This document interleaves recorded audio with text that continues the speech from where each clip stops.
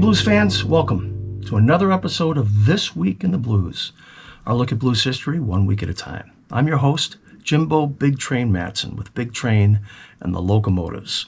But before we get started, just a quick shout out to the Cathead Gallery down in Clarksdale, Mississippi. No, they're not a sponsor. We don't have sponsors. We do this for free.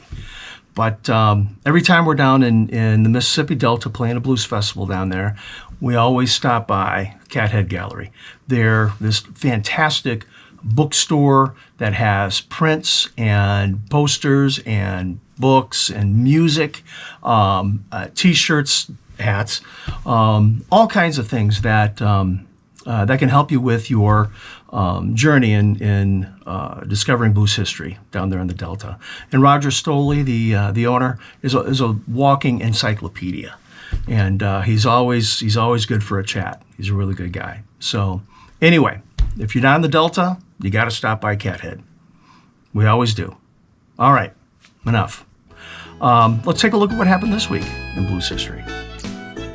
Happy birthday to Delta blues guitarist and harmonica player Woodrow Adams, born on April 9th, back in 1917. Though he's mainly remembered for his music, he did not begin his recording career until the age of 35, when he was making a living as a tractor driver. His most accomplished song is How Long, which offered an insight into his lifestyle. Another April 9 birthday belongs to Texas bluesman Mance Lipscomb, born back in 1895. He was born Beau de Glen Lipscomb, near Navasota, Texas. As a youth, he took the name Mance, which is short for emancipation, from a friend of his oldest brother. He was discovered and recorded by music researchers in 1960, and in May 1963, he appeared at the first Monterey Folk Festival. April 10 is the birthday of Roscoe Gordon, who was the pioneer of the Memphis blues style. He played piano in a style known as the Roscoe rhythm, which has an emphasis on the offbeat. This also influenced reggae music as well. He got a start by winning first place at an amateur show at the Palace Theater in Beale Street in 1950.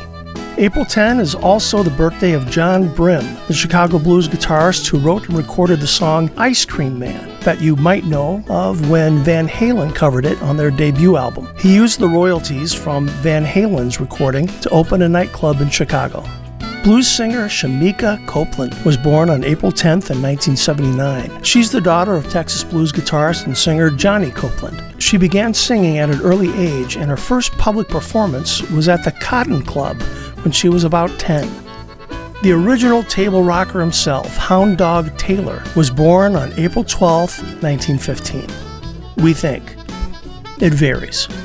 Taylor had a condition known as polydactylism, which resulted in him having 6 fingers on both hands.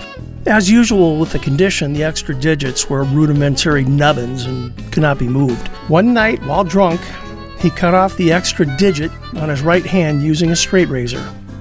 Yep, he sure did.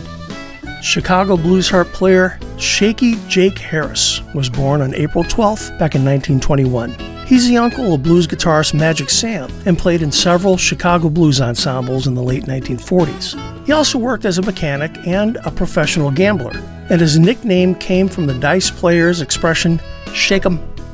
April 13th is the birthday of someone I talked about in the intro to this show. I'm talking about blues promoter, historian, and supporter Roger Stoley. He's done more to promote the blues in Clarksdale than just about anyone I know. Finally, the Empress of the blues, Bessie Smith, was born on April 15th in 1894. She was one of the first major blues and jazz singers on record and one of the most powerful of them all. Even on her first records in 1923, her passionate voice overcame the primitive recording quality of the day, and she still communicates easily to today's listeners. Well, we just covered some of the highlights here. If you want to know more about these artists or other things that happened this week in the blues, be sure to follow our social media pages or visit our website. We'll have a new episode next week. We'll see you then.